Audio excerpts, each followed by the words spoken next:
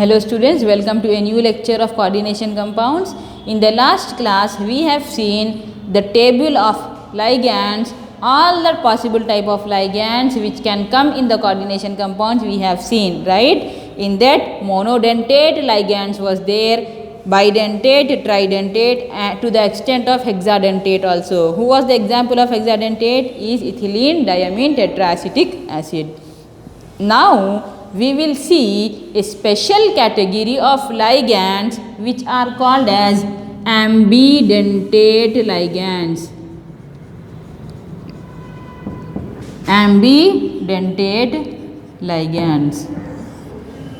To explain ambidentate ligands, let us take an example of thiocyanato,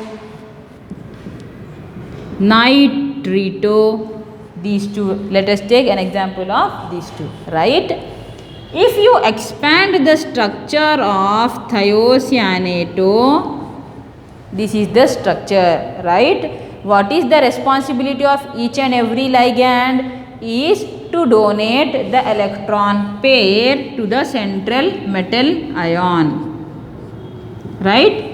So, in thiocyanato ligand, if nitrogen is acting like a donor atom from the ligand, from the ligand structure, nitrogen is acting like a donor atom, which means nitrogen is donating its electron to the metal.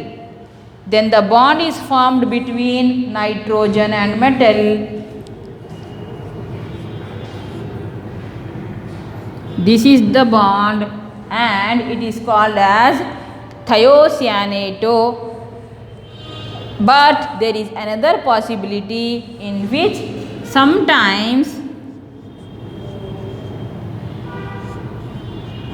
sulfur also can form a bond instead of nitrogen. Instead of nitrogen, if sulfur donates electron to the metal, instead of nitrogen, if sulfur donates electron to the metal, then the bond is formed between sulfur and the metal, right? And that complex is called as isothiocyanato. This is thiocyanato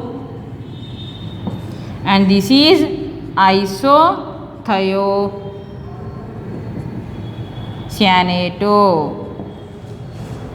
It does not mean that as the ligand has two donor atoms, then it is called as bidentate ligands. No, bidentate ligand means at a single time, on the same time, simultaneously two donor atoms can get involved.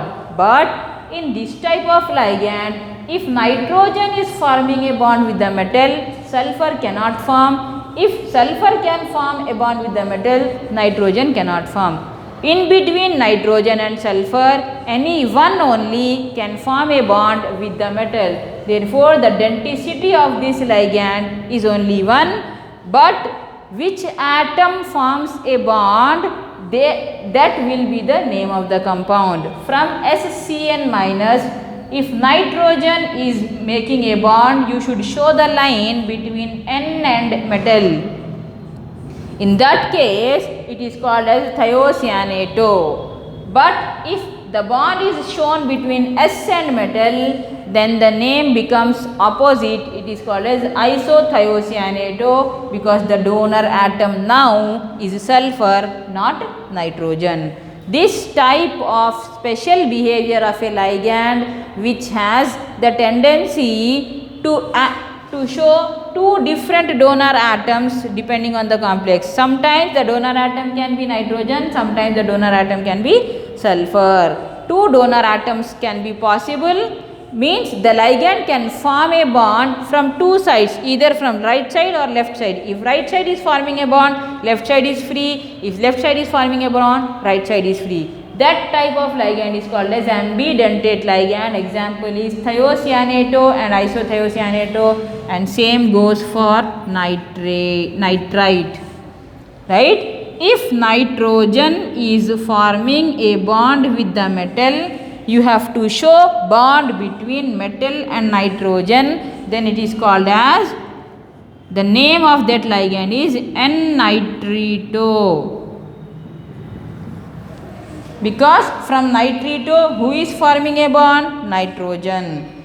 In the same way, instead of nitrogen, if oxygen is forming a bond with the metal, that means the bond should be between metal and oxygen. The bond should be between metal and oxygen, and for this bond, the name should be given as O-nitrito. Either O-nitrito or N-nitrito, but the molecule is only one, and it does not mean that oxygen as well as nitrogen can both make a bond. If oxygen is making a bond with the metal, nitrogen cannot make.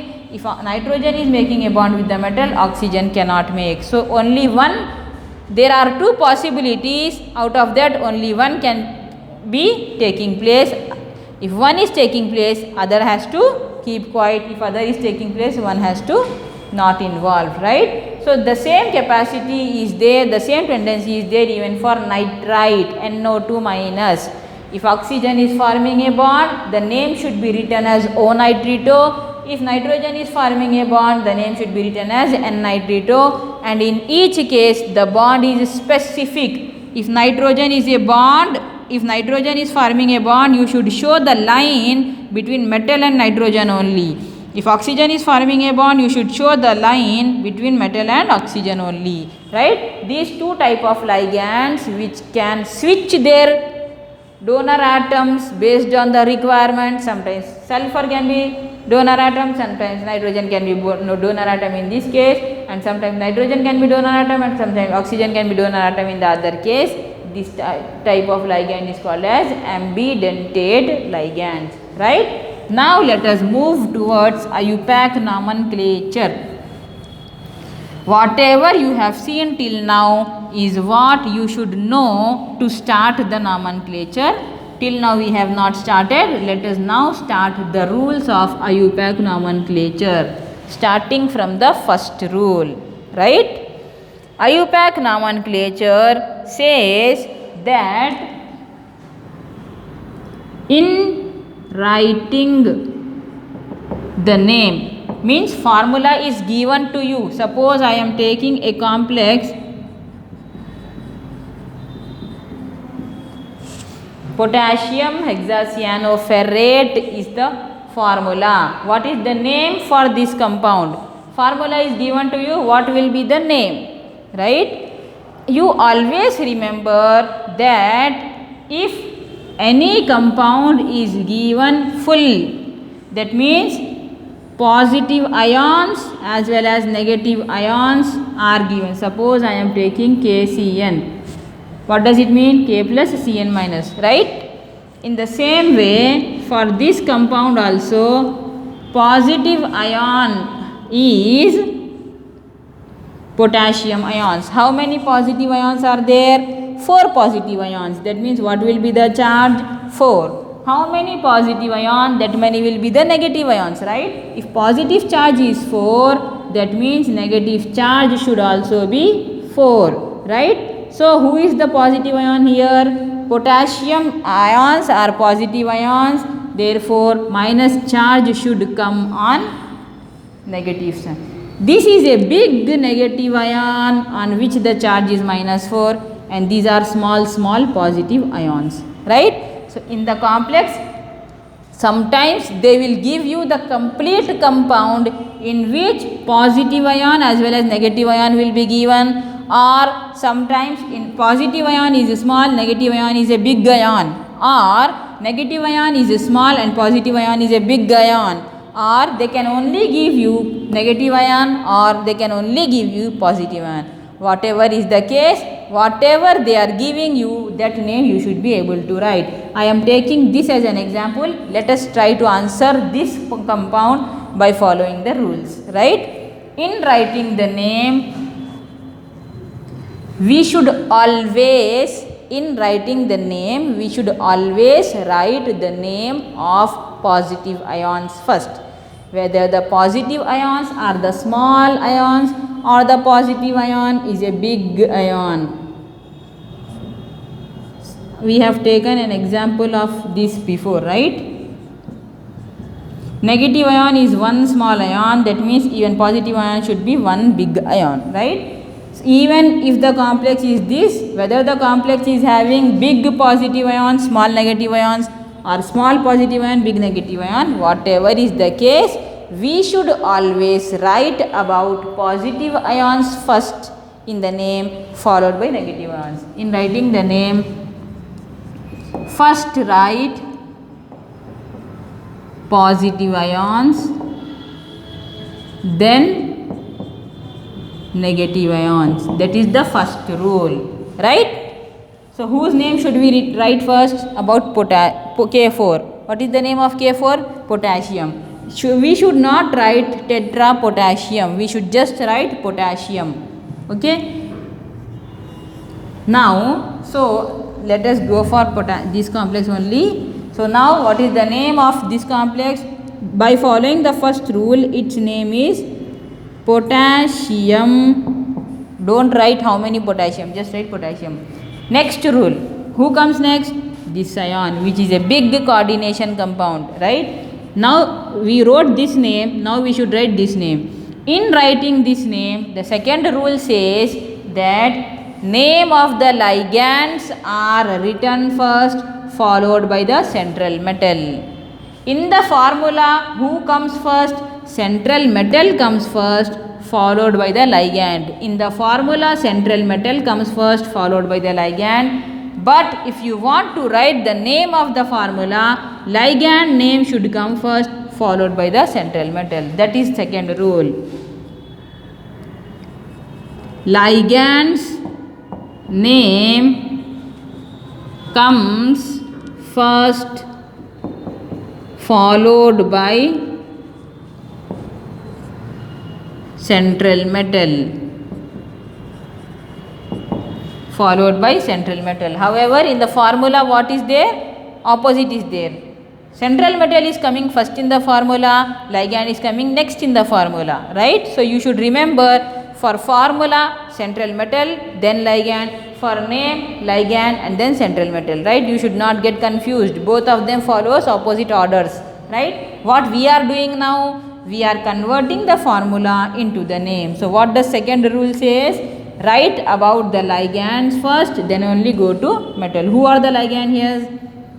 Cn means, what is the name of Cn minus ligand? What is the name of Cn minus ligand? The name of Cn minus was cyano, right? The third rule says, if same ligands get repeated, same Cn minus is repeated how many times? More than once. 6 times. You can have 2 times, 3 times, 4 times, 5 times or 6 times, right? Whenever you have any ligand getting repeated more than once, you should take the prefix of bi, tri, tetra, etc. If same ligand gets repeated, take prefix like bi or di. Both are same. Bi mean or di mean, both are same. Anything you can take. Bi, tri, tetra, penta, hexa. Right? So in this case, how many cyanos are present? 6. If 6 same ligands are present, what should be the prefix? Hexa. Right? Potassium is over for first rule, cyano is over for second rule, hexacyano is third rule. Now the name till now is potassium hexacyano. Right? Now the continuation of third rule is also there. If the ligand is a monodentate ligand, bi, tri, tetra, penta, hexa is suitable and you can easily add that. But what if I am taking this complex?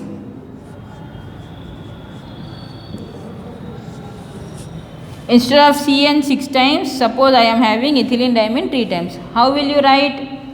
The name of ethylene, say potassium cyano means ethylene, ethylene diamine. Ethylene diamine. And what should be the prefix for ethylene diamine? How many times it is getting repeated? 3 times. So what should be the prefix? Triethylene diamine. If you write triethylene diamine, is it ethylene diamine ligand only, or is it changing to something else? It is becoming a different type of ligand, right?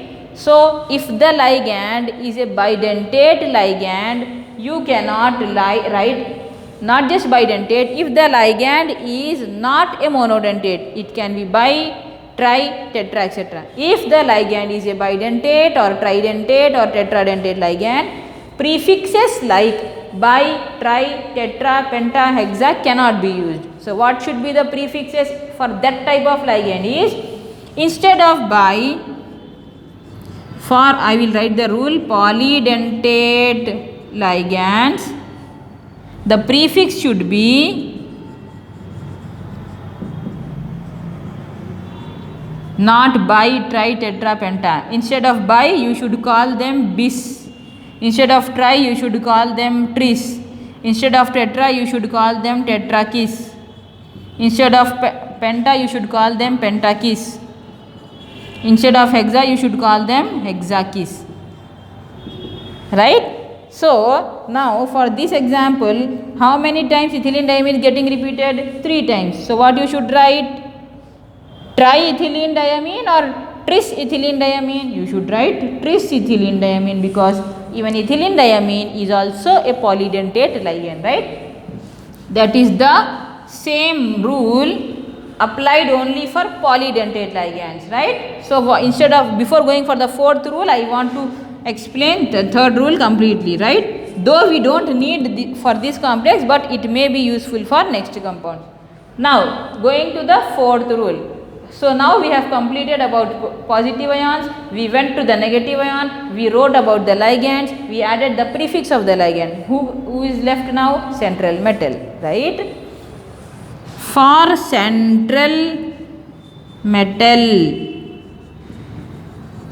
ion, for central metal ion, if the coordination sphere has a negative charge on it, you can have a negative charge on the coordination sphere, or you can have a negative charge on the, you can have a positive charge on the coordination sphere, or negative charge on the coordination sphere, or neutral charge on the coordination sphere. 3 possibilities are there.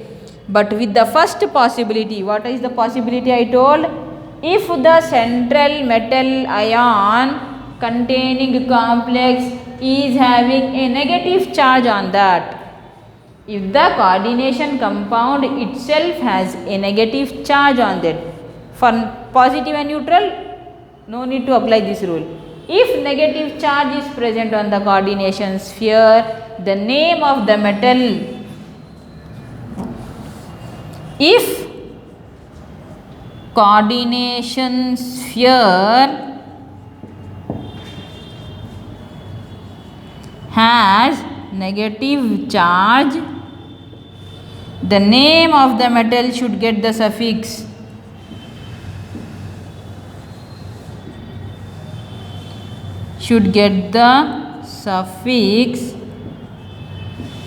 ate.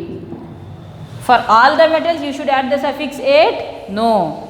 Only for that metals in which negative charge is present on the coordination sphere. Inside the coordination sphere there are so many negative charge ligands, but that we should not see. We should see whether the coordination sphere has a negative charge on it or not. In this case I have written that if potassium ions are 4, that means positive charge is 4. That means same will be the negative charge. So negative charge on the sphere will be -4. Now for applying this rule, is it suitable or not? If a negative charge is present on the sphere, inside that sphere whichever metal you are taking, its name should be ending as ate. So if ferrous is the metal, If there was no negative charge, you should have written just ferrous, but negative charge is present, so ferrous should get the suffix ate, so it becomes what? Ferrate. Hexacyano ferrate, right? Now the next rule is, after writing the name of the metal, you should write the oxidation state of the metal, that too in Roman numbers. After the name of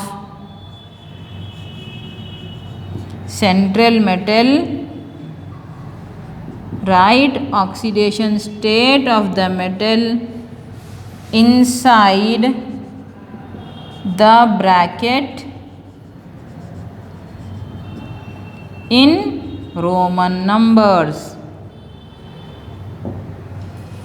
After the name of the central metal, write the oxidation state of the central metal inside the square bracket, that too in the Roman numbers, that too in the Roman numbers, right? So now, what is the oxidation state of this metal? How to calculate oxidation state of the metal? To calculate oxidation state of the metal, you should know on each ligand in the previous table which charge I kept, or have I kept any charge or no. If the charge on the ligand is nothing, that means it is having 0. If I kept minus, that means the charge is -1. If I kept -2, that means the charge is -2. If I kept -3, that means the charge is -3. Whatever charge I kept in the structure, that charge you should know to calculate the oxidation state of every metal. Okay. So now for this complex, as you all can see, I will write it elaborately so that oxidation state can be calculated easy by you.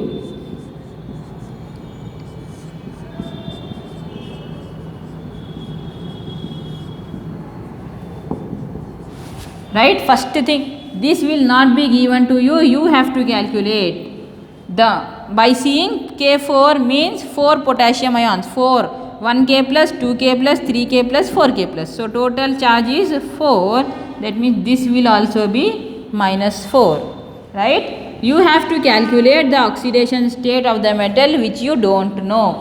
Oxidation state of this, oxidation state of this together is -4, they are telling, right? Inside the sphere, total sum of oxidation state is what? This. But do you know the oxidation state of the metal? You don't know. So what we will take? Let us take as X. What is the oxidation state of each cyanide? Is -1. So how many cyanides like that?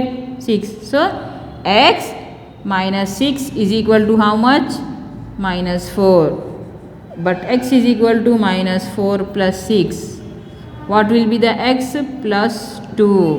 So now what is the oxidation state of ferrous for this complex? +2. Shall I write +2 here? No, I should write the oxidation state in Roman numbers only.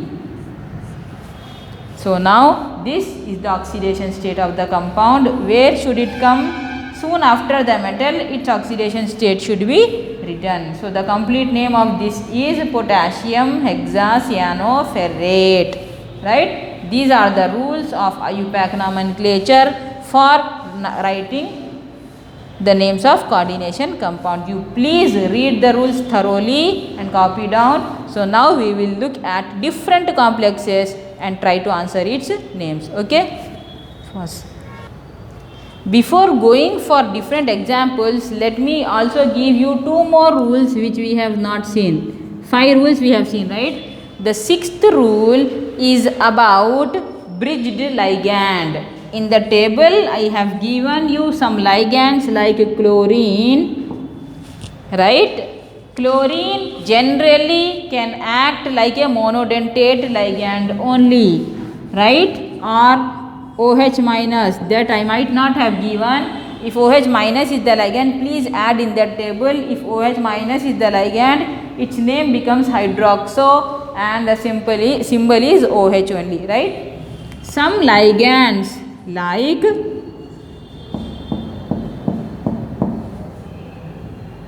Already chlorine has 6 pairs of electron plus 1 extra, right? 1 extra is there. That means it has total 8 electrons, right? This is Cl minus ligand. Just like that, Br minus, I minus, F minus, right? Or OH minus already has 2 pairs of electron, 1 extra. This is OH minus ligand. Whenever this ligand is present in between two complexes,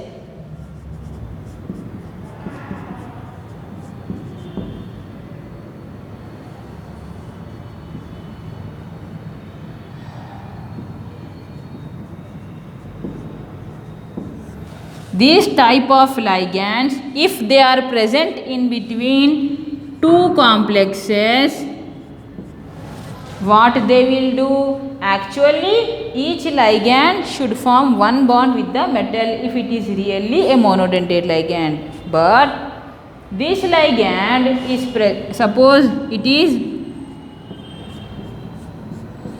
cobalt on this side and copper on this side. Each metal has a total of how many bonds? 6 bonds, right? So 4 are by ammonia here, ammonia here, ammonia here, ammonia here. Same way ammonia, ammonia, ammonia, ammonia, right? These two ligand, what they do is they are present as a bridge connecting both the complexes. That means OH is acting like a ligand for this complex as well as this complex. It is bridging the two complexes. Same way, chlorine is present in between both the complexes, bridging this complex and this complex, right? This type of special ligands which form two bonds with same metal or different metal with different metals. The ligands which can form two bonds with different metal complexes at the same time forming a bridge is called as bridged ligands. Right? So the sixth rule says for bridged ligand, who are bridged ligands here? Chloro and hydroxo. Right? For bridged ligands, in writing the name, you should, if any bridge, it's not necessary that whenever chlorine is present, it should act as a bridge. In some cases only it can do so, generally it will not do, right? But in whichever case it does, if it is acting like a bridge, like by looking at the complex you can understand actually each metal should have 6 ligands. So if you count 4, 5, 6 plus 4, 10. Total there should be 12. 6 for this, 6 for this. But there are only 10. That means 2 are common for both. Whoever are common are nothing but bridge. Right? Bridged ligand, its name should be written like this. Right? Suppose what is the name of this compound? Mu hydroxo. Following the alphabetical order, who comes first? C comes first. So, mu chloro, mu hydroxo, and then write about this and write about this. Right? Bridged complexes name should come, bridge name should be first, followed by normal complexes, right? And its name should be written as mu. Whichever ligand name is ending with mu, that means it is a bridge ligand. That was sixth rule, right? Seventh rule says that in some complexes cis-trans isomerism is possible. If that is possible, you have to say, is it a cis isomer or a trans isomer? Mostly it will not come, but in isomerism you will see different type of isomers. If it is a cis isomer, cis potassium hexacyanoferrate, how we have written, or trans potassium hexacyanoferrate. Which isomer, that should be specified in the very beginning, right? Eighth rule, for certain metals like iron, lead, what next? tin, and suppose say these metals, silver, right. What is the name of Fe? Is actually iron. So in the name of the previous complex, have I written ironate? No. For certain metals, its name is not what we know. It should be derived from its symbol. So ferrous should be used. We should not use iron for Fe. What we should use? Ferrous. Same way, for Pb means lead we know, but lead should not be used. Plumbate, derived from its symbol. Same way, for Sn, actual name is tin, but we should not write tin, we should write stannate. Same way, Ag means silver, we should not write silverate, what we should write? Argentate, derived from its name, right? These are the rules. You please copy down, and now let us see the examples. Stop.